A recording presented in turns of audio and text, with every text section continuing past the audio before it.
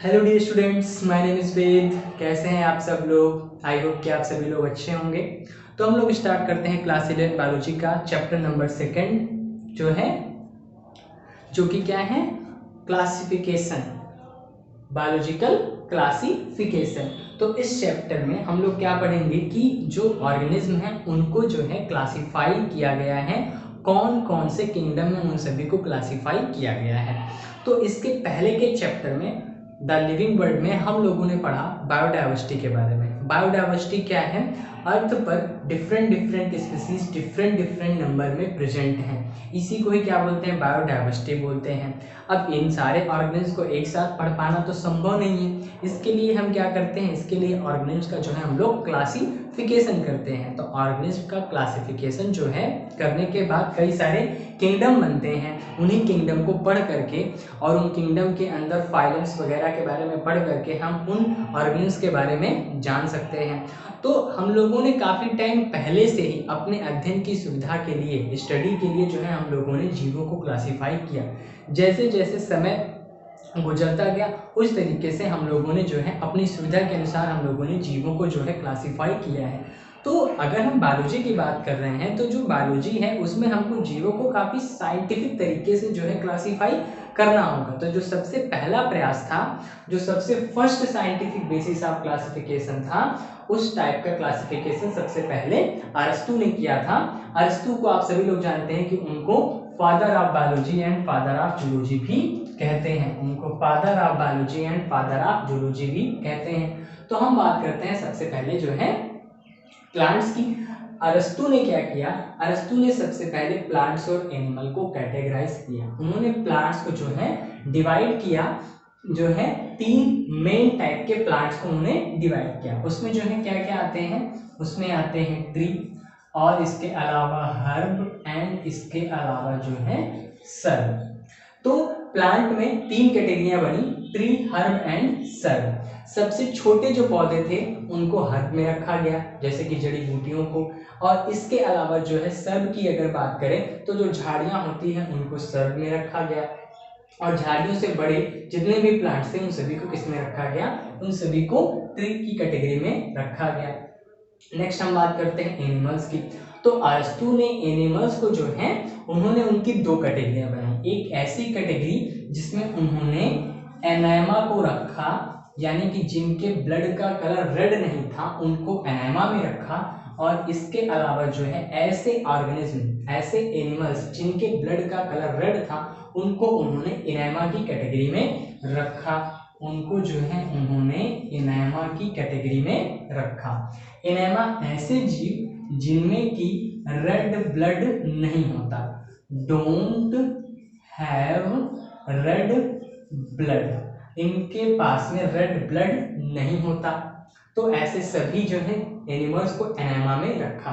अगर हम एनाइमा की बात करें तो जैसे कि कॉकरोच जो है उनमें भी रेड ब्लड नहीं होता है। इसके अलावा फोरीफेरा, स्किलेंट्रेटा और काफ़ी सारे किंगडम ऐसे हैं, एस्के हेलमिंथेस, इन सभी में ब्लड नहीं मिलता है। तो इन सभी जीवों को, यानी कि जितने भी नॉन वर्टिब्रेट्स थे, जितने भी नॉन कॉर्डेट्स थे, उन सारे नॉन कॉर्डेट्स को एनाइमा में रखा। उसमें एक जो है एक्सेप्शन है, वो है जो है जो उनके एक्सेप्शन है वो है केचुआ, अर्थवर्म। क्योंकि अर्थवर्म के ब्लड का कलर क्या होता है, अर्थवर्म के ब्लड का कलर जो होता है रेड होता है, जो कि किसमें आता है, अर्थवर्म। कौन से फाइलम में आता है, तो अर्थवर्म जो है वो आता है फाइलम एनेलिडा में। नेक्स्ट हम बात करें एनाइमा की। तो एनाइमा में जितने भी वर्टिब्रेट्स हैं, जितने भी कॉर्डेट्स हैं जिनमें कि ब्लड मिलता है, उन सभी को किस में रखा गया, उन सभी को एनाइमा में रखा गया। तो जितने भी एनाइमा होते हैं वो सभी कैसे एनिमल्स हैं, वो सभी रेड ब्लडेड एनिमल्स हैं, यानी कि इनके जो ब्लड का कलर है वो रेड है। तो इस तरह से सबसे पहला जो है साइंटिफिक क्लासिफिकेशन जो है अरस्तू ने स्टार्ट किया।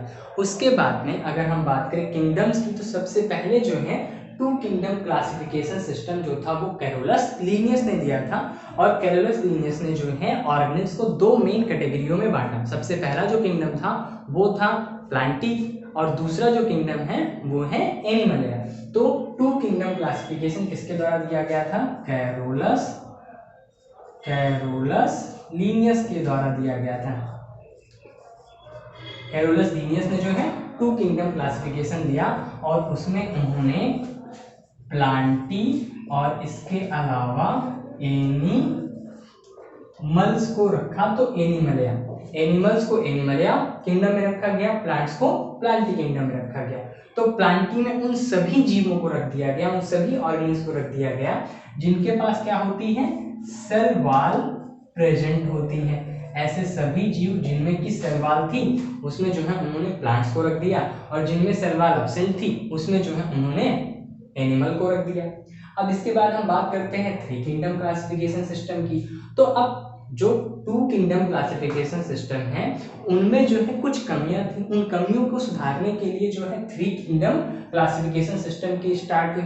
तो थ्री किंगडम क्लासिफिकेशन किसने दिया था, उन थ्री किंगडम क्लासिफिकेशन जो है वो दिया था हेकल ने जो है इसमें एक नया किंगडम जोड़ा। हेकल ने इसमें जो है प्रोटिस्टा किंगडम को जोड़ दिया, क्योंकि काफी सारे यूनिसेलुलर ऑर्गेनिज्म उनको प्लांटी में भी रखा गया था और उनको एनिमल में भी रखा गया था। अमीबा जैसे यूनिसेलुलर ऑर्गेनिज्म को मल्टी सेलुलर ऑर्गेनिज्म के साथ रखा गया था।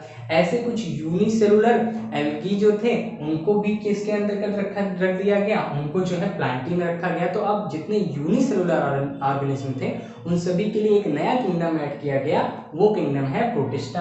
तो इसमें कौन कौन से किंगडम है, थ्री किंगडम में प्लांटी, एनिमलिया और इसके अलावा जो नया किंगडम जुड़ा वो है प्रोटिस्टा। तो इसमें एक नया किंगडम प्रोटिस्टा जुड़ गया। अब उसमें भी कुछ कमियां थी, उन कमियों को दूर करने के लिए फोर किंगडम क्लासिफिकेशन की स्टार्ट हुई। फोर किंगडम क्लासिफिकेशन जो था वो दिया था कोपलैंड नाम के साइंटिस्ट ने। उन्होंने इनमें जो है यूनिसेलुलर ऑर्गेनिज्म, ऐसे जीव जो कि यूनिसेलुलर थे बट उनकी जो सेल थी वो प्रोकैरियोट टाइप की थी, तो प्रोकैरियोटिक ऑर्गेनिज्म के लिए एक नया किंगडम बनाया। उन्होंने एक नया किंगडम इंक्लूड किया, मोनेरा। तो इसमें जो है एक नया किंगडम मोनेरा को ऐड कर दिया। तो प्लांटी, एनिमलिया, प्रोटिस्टा और इसके अलावा जो नया किंगडम है मोनेरा, उसको इसमें ऐड कर दिया गया। अब इसके बाद में आज के टाइम पे, प्रेजेंट टाइम में जो किंगडम यूज किया जाता है वो है फाइव किंगडम क्लासिफिकेशन सिस्टम, जिसको दिया था आर.एच. विटिकर ने। जिसको दिया था आर.एच. विटिकर ने। तो आर.एच. विटिकर ने उन्होंने एक नया किंगडम जो है फंजाई, उसको इंक्लूड किया और फंजाई में उन सभी ऑर्गेनिज्म को रखा, वो सारे ऑर्गेनिज्म जो कि अपना भोजन खुद से नहीं बना सकते थे, जो कि सेप्रोफाइट थे, उनके लिए एक नया किंगडम बनाया। तो अब इसमें जो है टोटल 5 किंगडम हुए और वो 5 किंगडम है Plantae, Animalia, protista, Monera and इसके अलावा फंजाई जो है एक नया किंगडम उसमें ऐड हुआ। तो 5 किंगडम क्लासिफिकेशन जो है कुछ क्राइटेरिया के आधार पे किया गया था, उनके कुछ बेसिक्स थे जिसके आधार पे 5 किंगडम क्लासिफिकेशन किया गया था। उन क्राइटेरिया के बारे में हम लोग आगे पढ़ेंगे, पर उसके पहले हम लोग जान लेते हैं 3 डोमेन ऑफ लाइफ। एक साइंटिस्ट जिनका नाम कार्ल वूज है, उन्होंने बताया कि लाइफ के 3 डोमेन है, यानी कि अगर हम लाइफ को डिवाइड करें तो लाइफ जो है 3 मेन कैटेगरीज में डिवाइड की जा सकती है। तो इनके अकॉर्डिंग 3 डोमेन ऑफ लाइफ को अगर हम लोग इंक्लूड कर दें तो फिर 5 किंगडम क्लासिफिकेशन में एक किंगडम और जुड़ जाता है और टोटल उसको हम क्या कह सकते हैं, 6 किंगडम क्लासिफिकेशन सिस्टम कह सकते हैं। लेकिन इसे 3 डोमेन ऑफ लाइफ कहना ही ज्यादा उचित है। तो 3 डोमेन ऑफ लाइफ जो है वो किसने दिया था, वो दिया था कार्ल वूज नाम के साइंटिस्ट ने, जो कि एक माइक्रोबायोलॉजिस्ट थे कार्ल वूज। उन्होंने जो है 3 डोमेन ऑफ लाइफ बताए। 3 डोमेन ऑफ लाइफ कौन कौन से हैं, उन्होंने बोला कि 3 डोमेन ऑफ लाइफ में आर्किया, बैक्टीरिया और इसके अलावा यूकैरिया। तो जो किंगडम मोनेरा था 5 किंगडम क्लासिफिकेशन में, जिनमें कि प्रोकैरियोट जीव रखे गए थे, तो कार्ल वुश के अकॉर्डिंग जो प्रोकैरियोट जीव होते हैं वो भी जो है 2 टाइप के हैं, आर्किया और इसके अलावा जो है बैक्टीरिया। आर्किया जो प्रिमिटिव टाइप के हैं, जो सबसे पहले अर्थ पे आए, ऐसे प्रोकैरियोट जीवों को आर्किया में रखा गया। आज के टाइम पे प्रेजेंट जो बैक्टीरिया हैं उनको बैक्टीरिया में रखा गया, और यूकैरिया में वो सभी जीव आ जाते हैं, ऑर्गेनिज्म आ जाते हैं जिनकी सेल कैसी होती है, जिनकी सेल जो है यूकैरियोटिक होती है, यानी कि उनमें सत्य प्रकार का, यू मीन्स होता है ट्रू एंड कैरियन मीन्स होता है न्यूक्लियस, तो जिनमें सत्य प्रकार का केंद्रक पाया जाता है उनको यूकैरिया में रखा गया। तो अगर हम बात करें यूकैरिया में, तो प्लांटी, एनिमल, प्रोटिस्टा और इसके अलावा फंजाई, इन सभी का जो न्यूक्लियस होता है वो ट्रू न्यूक्लियस होता है, तो इन सभी को यूकैरिया में रखा गया। और इसके अलावा आर्किया और बैक्टीरिया, ये 2 और किंगडम हो गए। तो टोटल जो है 3 डोमेन ऑफ लाइफ के according total 6 kingdom classification system जो है बनता है। हम लोगों ने जो है क्या क्या पढ़ा, हम लोगों ने अभी तक जो है क्लासिफिकेशन सिस्टम्स के बारे में पढ़ा। अब ये जो 5 किंगडम क्लासिफिकेशन है, इसी के आधार पे, इसी के बेसिक्स पे हम लोगों को क्या पढ़ना है, इसी के बेसिक्स पे जो है हम लोगों को क्लासिफिकेशन पढ़ना है। तो इसके बाद हम लोग पढ़ते हैं जो क्लासिफिकेशन है उसके लिए कौन कौन से क्राइटेरिया हैं 5 किंगडम क्लासिफिकेशन के लिए। तो हम लोग जो है 5 किंगडम क्लासिफिकेशन के क्राइटेरिया को आगे पढ़ते हैं। तो किंगडम मोनेरा पढ़ने से पहले हम लोग जो है 5 किंगडम क्लासिफिकेशन का बेसिक्स क्या था, किस बेसिक्स के आधार पे 5 किंगडम क्लासिफिकेशन किया गया था, पहले उसके बारे में पढ़ लेते हैं। बेसिक्स ऑफ क्लासिफिकेशन में 5 किंगडम क्लासिफिकेशन के basics. Basics of 5 kingdom classification. 5 kingdom classification के बेसिक्स क्या हैं? तो 5 किंगडम क्लासिफिकेशन जो है वो टोटल 5 बेसिक्स के आधार पर किया जाता है। वो जो 5 बेसिक्स हैं वो हैं R, C, P, M and T। इस कोड के आधार पे हम जो है बेसिक्स ऑफ 5 किंगडम क्लासिफिकेशन याद कर सकते हैं। तो चलिए देखते हैं क्या क्या है 5 किंगडम क्लासिफिकेशन के बेसिक्स। तो फर्स्ट है R मीन्स रिप्रोडक्शन।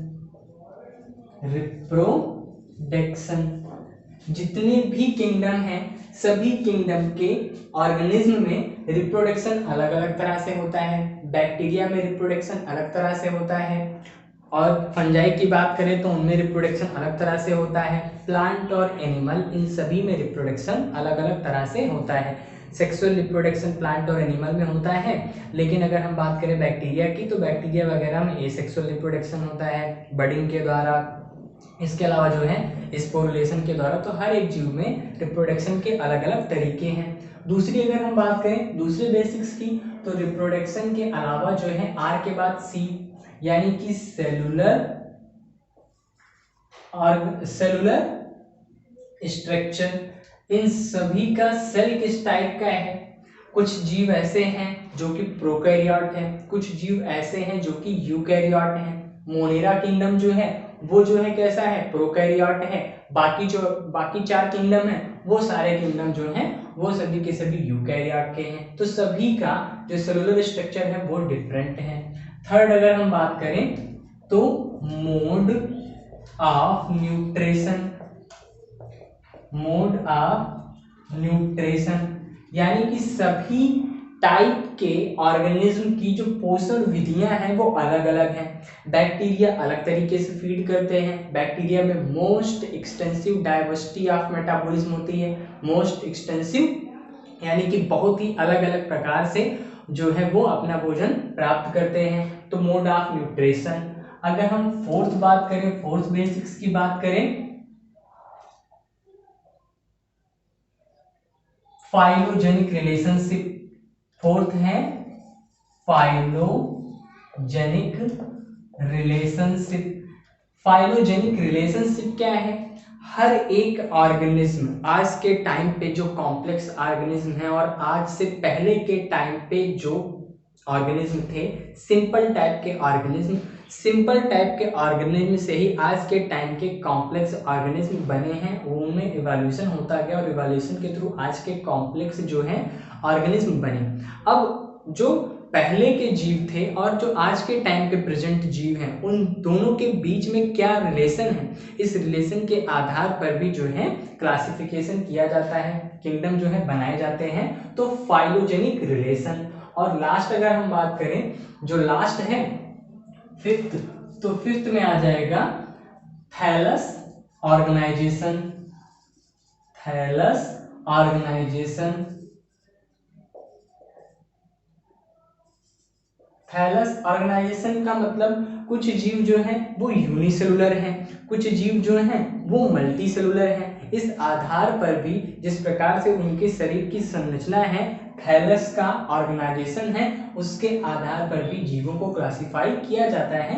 तो अगर हम सिंपल तरीके से 5 किंगडम क्लासिफिकेशन के बेसिक्स को याद रखना हो तो हम याद रख सकते हैं RCPMT। R मीन्स रिप्रोडक्शन और P से फाइलोजेनिक रिलेशन, RC और P से फाइलोजेनिक रिलेशनशिप और M से mode of nutrition and last जो T है वो है थैलस ऑर्गेनाइजेशन। RCPMT पहले जो राजस्थान में मेडिकल का एग्जाम होता था वो उसको राजस्थान CPMT कहते थे। तो उस आधार पे हम जो है बेसिक्स ऑफ क्लासिफिकेशन को याद रख सकते हैं। नेक्स्ट अगर हम बात करें, अब जो है हमें पढ़ना है सारे किंगडम्स के बारे में अलग अलग डिटेल में। तो इसके पहले हम लोगों ने किंगडम, सबसे पहले किससे स्टार्ट करते हैं, किंगडम मोनेरा से। तो फर्स्ट जो हमारा किंगडम है वो है किंगडम मोनेरा। किंगडम मोनेरा,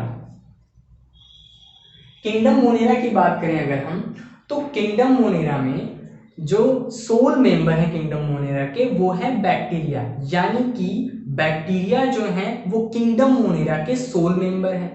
अब मोनेरा में कौन कौन से जीव रखे गए हैं, तो मोनेरा में वो सारे जीव रखे गए हैं जिनका की सेल कैसा है, जिनका सेल जो है वो किस प्रकार का है, प्रोकैरियोट टाइप का है। तो किंगडम मोनेरा में उन सभी जीवों को रखा गया है जो कि प्रोकैरियोट हैं, यानी कि जिनका न्यूक्लियस जो है, जो जिनका जेनेटिक मटेरियल है वो डायरेक्टली जो है उनके साइटोप्लाज्म में पड़ा रहता है, उन सभी जीवों को किंगडम मोनेरा में रखा गया है। प्रोकैरियोट और यूनिसेल्युलर ऑर्गेनिज्म को।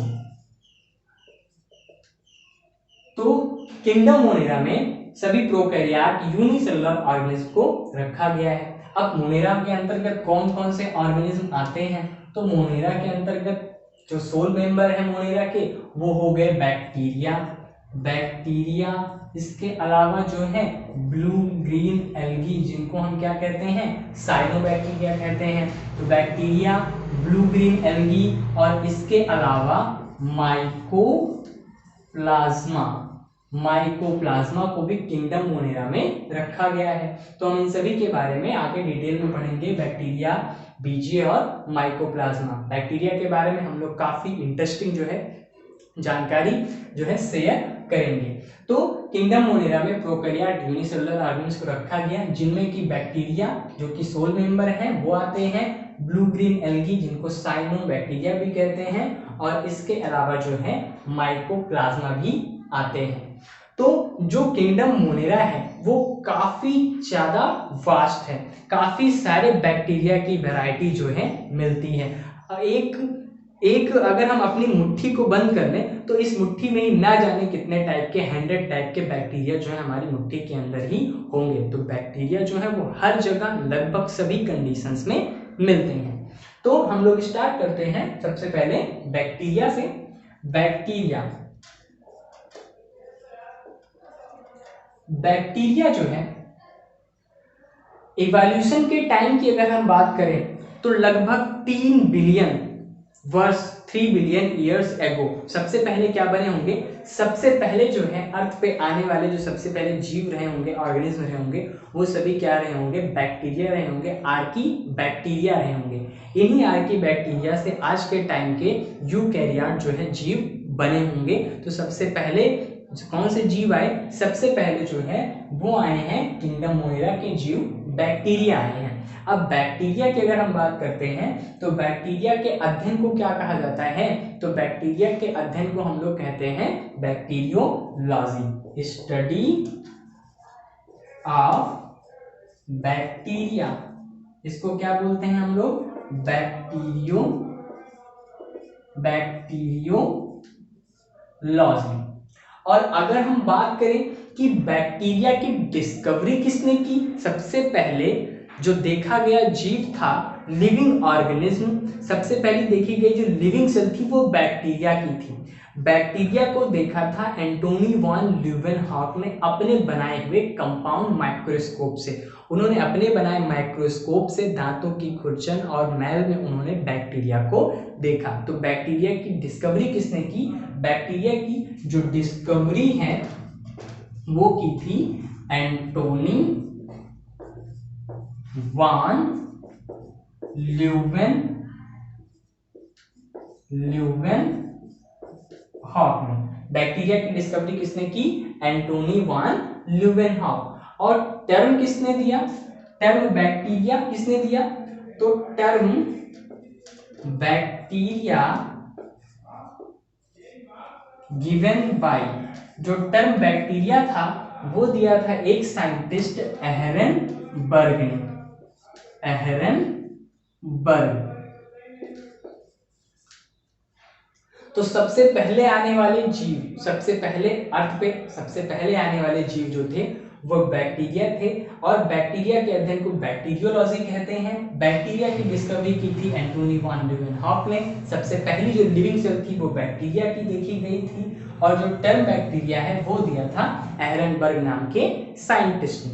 अब हम डिटेल में बात करते हैं बैक्टीरिया की। बैक्टीरिया जो होते हैं वो कैसे होते हैं, तो जो बैक्टीरिया हैं उनके कैरेक्टर्स क्या क्या हैं। जो बैक्टीरिया है उन सभी का जो न्यूक्लियस है वो प्रोकैरियोन है, वो सभी प्रोकैरियोट टाइप के हैं। प्रोकैरियोट टाइप की सेल ऐसी सेल होती है, प्रो मीन्स पुराना और कैरियोन का मतलब केंद्रक। तो ऐसे जीव जिनका केंद्रक ओल्डेस्ट टाइप का है, प्रिमिटिव टाइप का है, यानी कि डायरेक्टली डीएनए उनके साइटोप्लाज्म में जो है पड़ा हुआ है, उन्हीं को ही हम किस में रखते हैं, उन्हीं को हम प्रोकैरियोट बोलते हैं।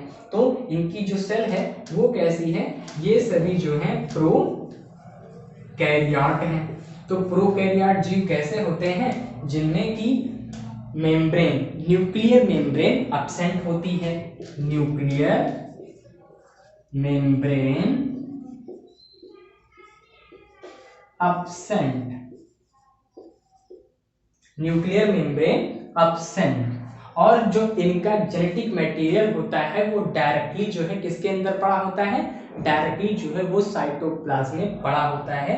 तो प्रोकैरियोट जीव ऐसे होते हैं जिनमें न्यूक्लियर मेम्ब्रेन एब्सेंट होती है, और इनका जो जेनेटिक मटेरियल होता है, जेनेटिक मटेरियल जो होता है उसको हम क्या बोलते हैं, इनके जेनेटिक मटेरियल को न्यूक्लियस कह ही नहीं सकते, क्योंकि न्यूक्लियस उनके लिए यूज किया जाएगा जिसके चारों तरफ जो है न्यूक्लियर मेम्ब्रेन प्रेजेंट हो। तो इनके चारों तरफ न्यूक्लियर मेम्ब्रेन भी नहीं है, और ना ही डीएनए के साथ में हिस्टोन प्रोटीन है। इन सभी चीजों के ना होने की वजह से इनके जेनेटिक मटेरियल को न्यूक्लियस नहीं कहा जाता, बल्कि इनके जेनेटिक मटेरियल के लिए एक नया टर्म दिया गया है, वो है न्यूक्लियॉइड, केंद्र का।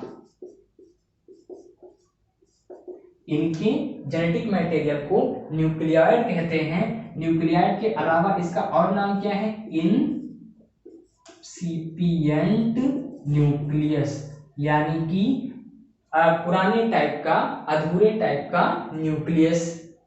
और इसके अलावा जो है इसको जीनोपोर भी बोलते हैं। बैक्टीरिया के जेनेटिक मटेरियल को जो है जीनोपोर भी कहा जाता है। तो बैक्टीरिया जो होते हैं प्रोकैरियोट होते हैं, यानी कि ओल्डेस्ट टाइप का इनके पास में कैरियन केंद्रक होता है, जो कि जिनमें कि न्यूक्लियर मेम्ब्रेन एब्सेंट होता है। इनका जेनेटिक मटेरियल डायरेक्टली जो है साइटोप्लाज्म में पड़ा होता है, जिसको कि न्यूक्लियॉइड या इनसिपिएंट न्यूक्लियस या फिर जीनोपोर बोलते हैं। अगर हम आगे बात करें तो जो बैक्टीरिया होते हैं, बैक्टीरिया का जो सेल वॉल होता है वो किसका बना होता है, म्यूकोपेप्टाइड का बना होता है। सेल वॉल इनमें किस टाइप का होता है, म्यूकोपेप्टाइड का बना होता है। तो या फिर उसको जो है पेप्टाइडोग्लाइकान बोलते हैं। तो इनकी सेल वॉल मेडअप ऑफ होती है किससे? पेप्टाइडोग्लाइकॉन या फिर म्यूकोपेप्टाइड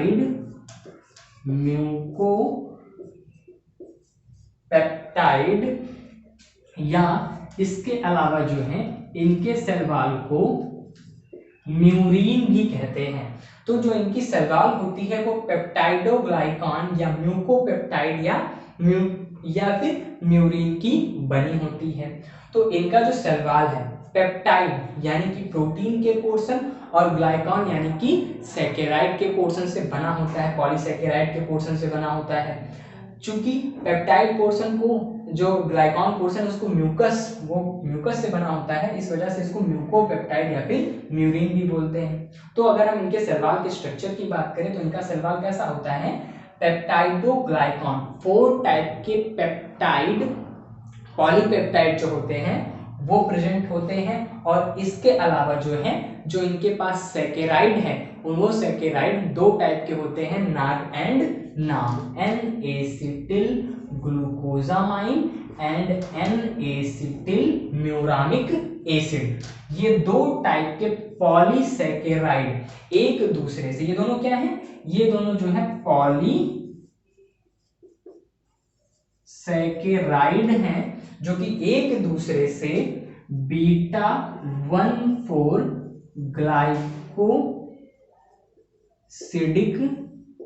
लिंकेज से जुड़े होते हैं। नाग और नाम जो होते हैं वो जो है किससे जुड़े होते हैं?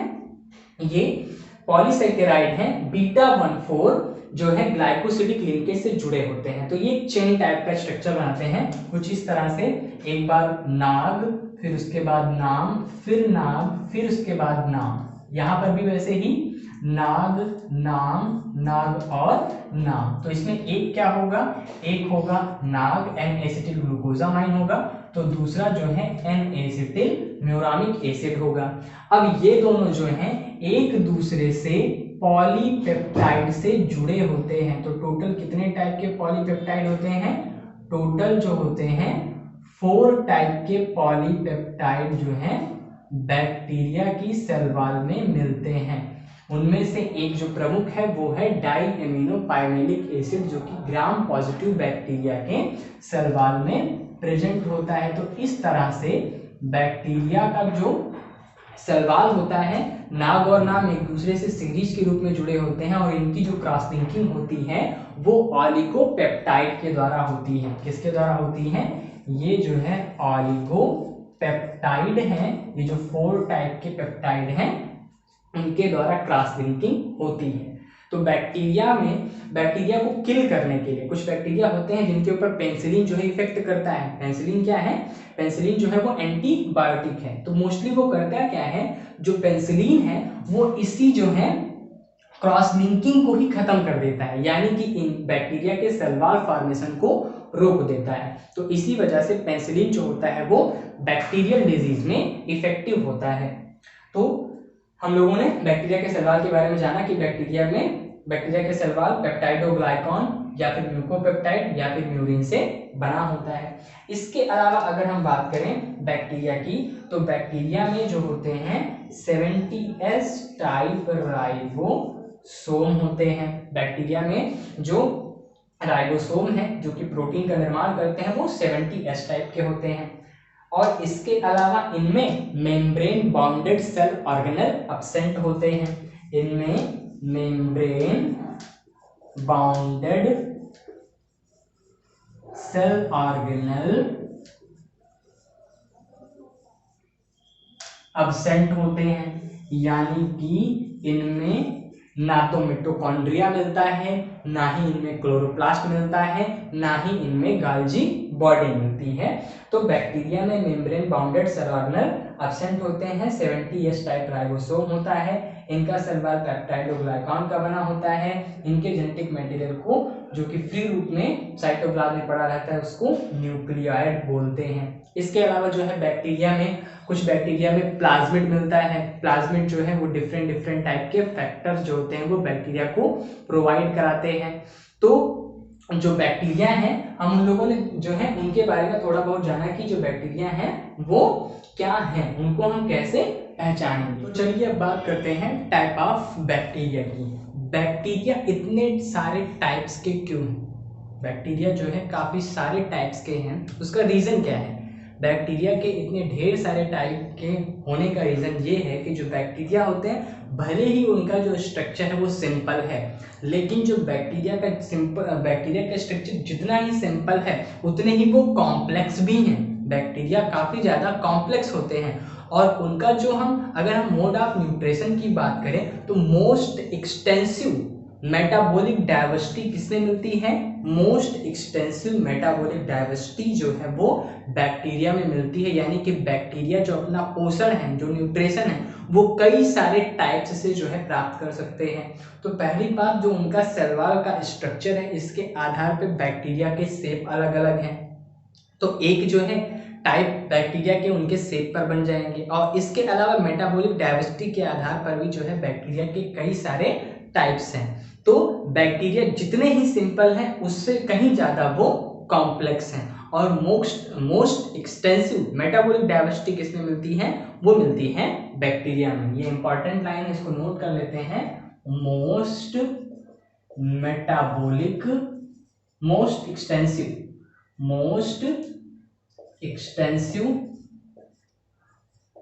Metabolic, most extensive metabolic diversity किसमें मिलती है? बैक्टीरिया में मिलती है। तो चलिए अब बात करते हैं टाइप्स ऑफ बैक्टीरिया की। तो टाइप्स ऑफ बैक्टीरिया में जो है, जो सबसे पहला हम लोग टाइप पढ़ लेते हैं, वो जो टाइप है वो बैक्टीरिया के शेप पर डिपेंड करता है। तो टाइप ऑफ बैक्टीरिया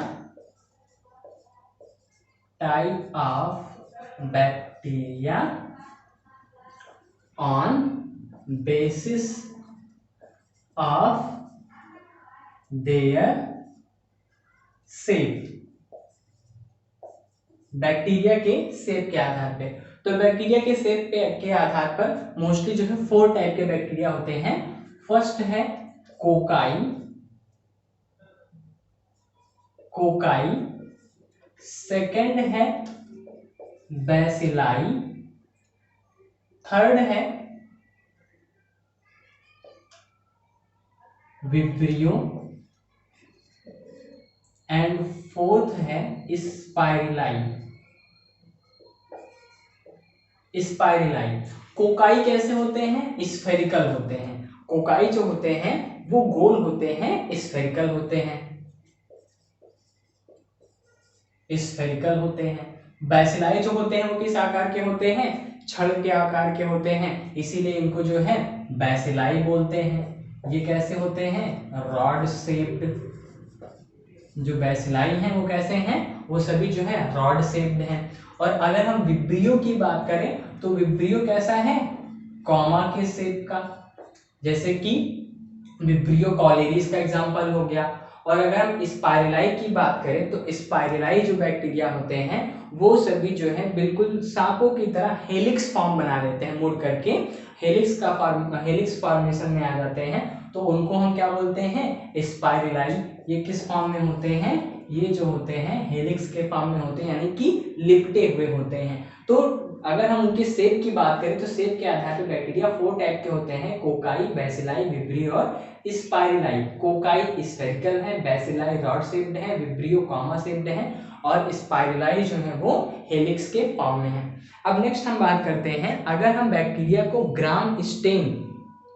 ग्राम के मेथड से स्टेन करें तो बैक्टीरिया के 2 टाइप हैं: gram positive bacteria and gram negative bacteria. Gram positive bacteria and gram negative bacteria. Basis of gram staining.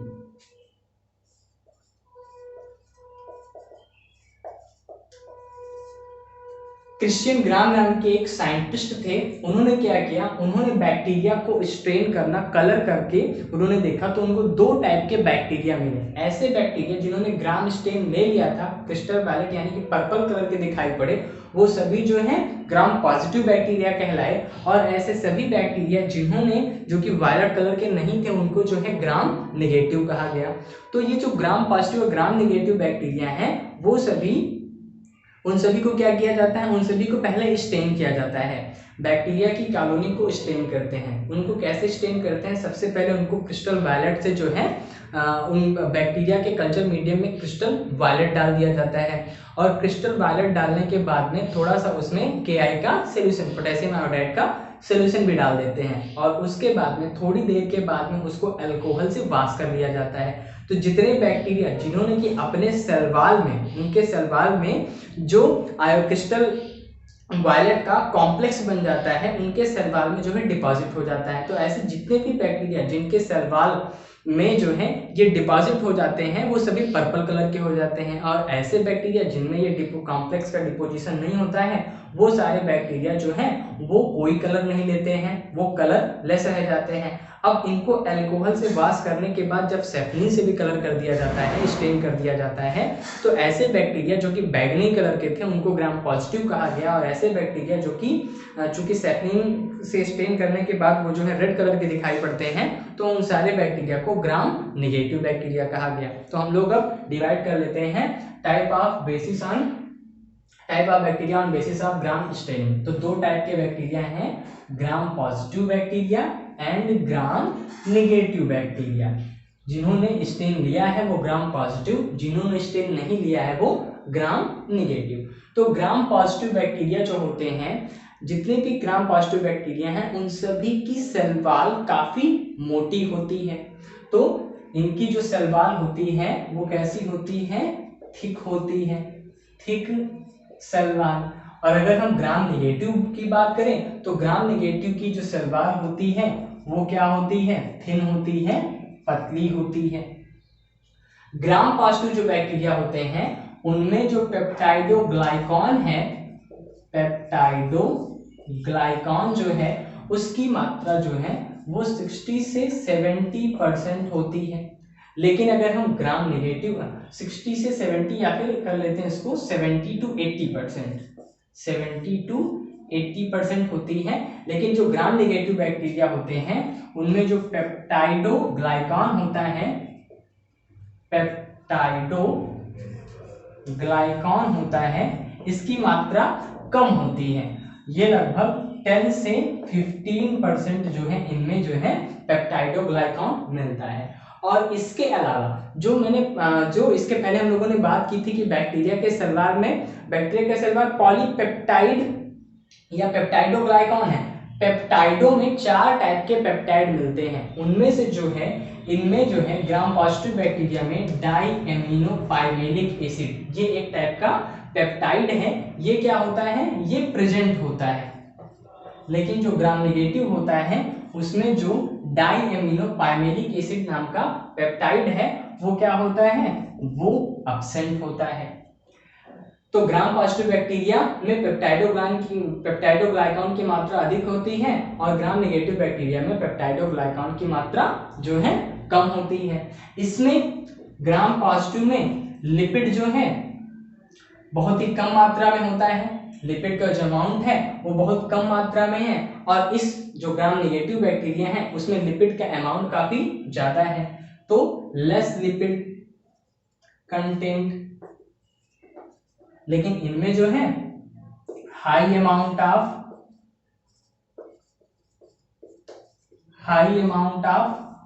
Lipid, यानी कि इनका जो सेल वॉल होता है उसमें लिपिड की मात्रा ज्यादा होती है। लेकिन ग्राम पॉजिटिव बैक्टीरिया में लिपिड की मात्रा बहुत ही कम होती है या फिर अब्सेंट होती है।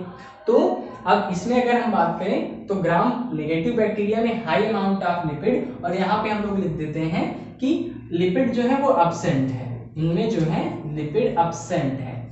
तो ग्राम पॉजिटिव बैक्टीरिया में लिपिड अब्सेंट है, ग्राम नेगेटिव बैक्टीरिया में हाई अमाउंट ऑफ लिपिड है।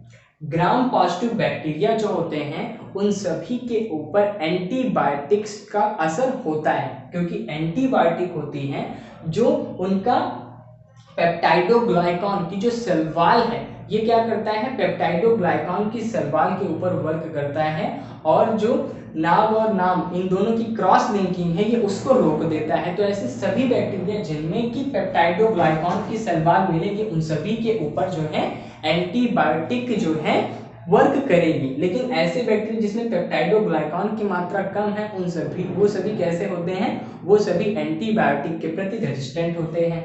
तो ये कैसे होते हैं, सेंसिटिव टू एंटीबायोटिक। लेकिन ये कैसे होते हैं, रेजिस्टेंट टू एंटीबायोटिक।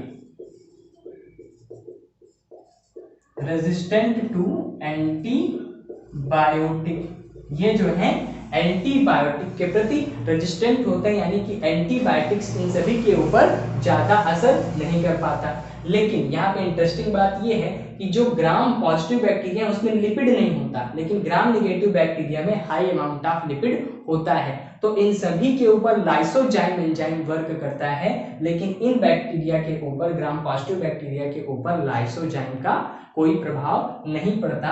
तो अगर ये सेंसिटिव टू एंटीबायोटिक है तो ये रेजिस्टेंट टू लाइसोजाइम होंगे, और ये जो ग्राम नेगेटिव हैं वो जो है सेंसिटिव टू लाइसोजाइम होंगे, क्योंकि उनके सेल वॉल में काफी ज्यादा मात्रा में लिपिड जो है वो प्रेजेंट है। ग्राम पॉजिटिव की अगर हम बात कर रहे हैं तो ग्राम पॉजिटिव की जो सेल वॉल होती है उसके ऊपर टिकोइक एसिड की जो है लेयर मिलती है। तो टिकोइक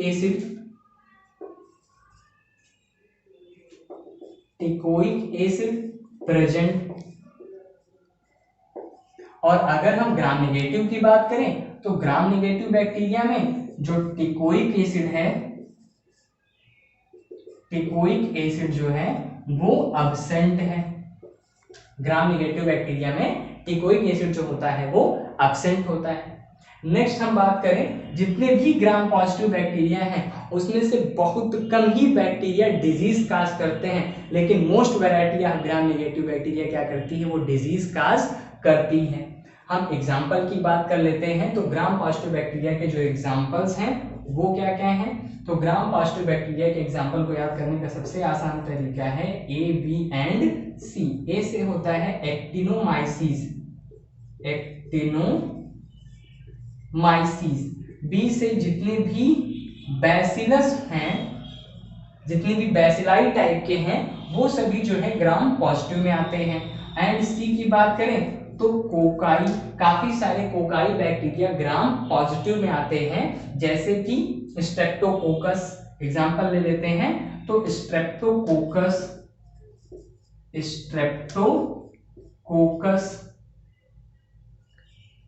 बैसिलाई में लैक्टोबैसिलस भी जो है ग्राम पॉजिटिव बैक्टीरिया है। एक्टिनोमाइसीस बैक्टीरिया भी ग्राम पॉजिटिव बैक्टीरिया है। और इसके अलावा जो है क्लास्ट्रीडियम भी जो है ग्राम पॉजिटिव बैक्टीरिया है। इसके बाद हम ग्राम नेगेटिव के एग्जांपल की बात करें तो ग्राम नेगेटिव बैक्टीरिया के एग्जांपल को याद करने का सबसे अच्छा तरीका है कि इन सभी ग्राम नेगेटिव बैक्टीरिया के लास्ट में डबल एल ए आता है, जैसे कि साल्मोनेला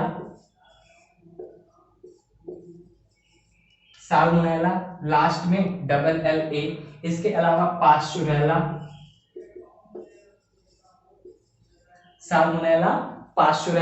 इसके अलावा स्कोरेसिया कोलाई, ये भी जो है कैसा बैक्टीरिया है, ये भी जो है ग्राम नेगेटिव बैक्टीरिया है। तो हम लोगों ने ग्राम पॉजिटिव और ग्राम नेगेटिव बैक्टीरिया के बीच में डिफरेंस पढ़ा। अब इसके अलावा जो है हम बात कर लेते हैं और भी टाइप के बैक्टीरिया होते हैं। कुछ बैक्टीरिया एरोबिक होते हैं, कुछ बैक्टीरिया जो होते हैं वो एनएरोबिक होते हैं। तो एरोबिक एंड एनएरोबिक बैक्टीरिया, अच्छा इनमें डिफरेंस किस आधार पे निकालते हैं कि कौन से बैक्टीरिया एरोबिक हैं और कौन से बैक्टीरिया एनएरोबिक हैं। तो एक टेस्ट ट्यूब में जो है थायोग्लाइकोलेट सॉल्यूशन ले लिया जाता है और उसमें बैक्टीरिया को डाल दिया जाता है। जितने बैक्टीरिया उस टेस्ट ट्यूब में ऊपर की तरफ इकट्ठा हो जाते हैं वो सभी क्या होते हैं, वो सारे बैक्टीरिया कैसे होंगे, वो सारे बैक्टीरिया एरोबिक होंगे, और जो नीचे की तरफ जो है इकट्ठा होंगे वो सारे बैक्टीरिया क्या कहलाते हैं, वो सारे बैक्टीरिया जो हैं उनको जो है हम एनएरोबिक की कैटेगरी में रखेंगे। तो इस टेस्ट ट्यूब में सॉल्यूशन कौन सा लिया जाएगा, इस टेस्ट ट्यूब में सॉल्यूशन लिया जाएगा थायोग्लाइकोलेट। थायोग्लाइकोलेट सॉल्यूशन में जो बैक्टीरिया ऊपर की तरफ आ गए वो एरोबिक हैं, क्योंकि इनको जो है जीवित रहने के लिए ऑक्सीजन की जरूरत है और ऊपर के सरफेस पे ही इनको ऑक्सीजन ज्यादा मात्रा में मिल पाएगी। तो इस तरह से एरोबिक बैक्टीरिया ऊपर आ गए, और ऐसे बैक्टीरिया जिनको ऑक्सीजन की जरूरत नहीं है वो सारे बैक्टीरिया थायोग्लाइकोलेट सॉल्यूशन में नीचे की तरफ बैठ जाते हैं, तो उनको जो है हम एनएरोबिक की कैटेगरी में रख देते हैं। तो बैक्टीरिया एरोबिक और एनएरोबिक जो होते हैं दोनों टाइप के होते हैं। जैसे कि मेथनोजेंस की बात करें तो मेथनोजेंस जो है वो एनएरोबिक बैक्टीरिया है। तो आज हम लोगों ने ग्राम पॉजिटिव और ग्राम नेगेटिव बैक्टीरिया पढ़ा, और इसके अलावा जो है बैक्टीरिया के टाइप उनके शेप के आधार पे और ग्राम स्टेनिंग के आधार पे हम लोगों ने बैक्टीरिया के टाइप पढ़े हैं। इसके बाद नेक्स्ट लेक्चर में हम लोग जो है बैक्टीरिया के बारे में पढ़ेंगे, आर्की बैक्टीरिया और यू बैक्टीरिया के बारे में काफ़ी सारी इंटरेस्टिंग जो है हम लोग बातें करेंगे। तो आज के लेक्चर में बस इतना ही, तब तक के लिए थैंक्स।